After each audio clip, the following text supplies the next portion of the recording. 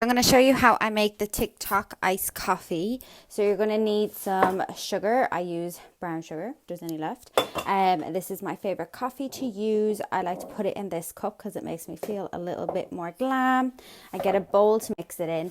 I never use a fork or a whisk. I use a mixer, which I need to clean flour off from making pancakes yesterday. Ice cubes, and then you need milk. Whatever milk you like. I'm going to use oat milk, but it's completely up to you. And yeah, let's get started. So I just have the kettle boiling because I have realized that you really do need to use some hot water because you need to melt the sugar and the coffee first.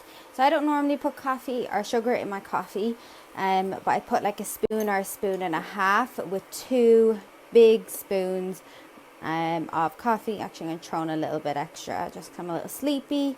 And then you're going to add in 2 tablespoons of hot water and whisk it, but I'll come back when the kettle's ready. So then I put the hot water in and give it a little swirl, and that's what happens. So if you use a fork or a spoon to shake this, it's going to literally take you 5 minutes.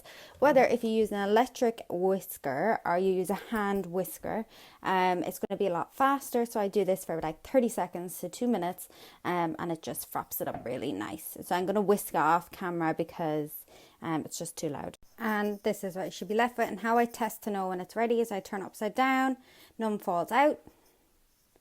So then I know it's ready, and if you also pick it up with a spoon, it should be pretty flappy like that.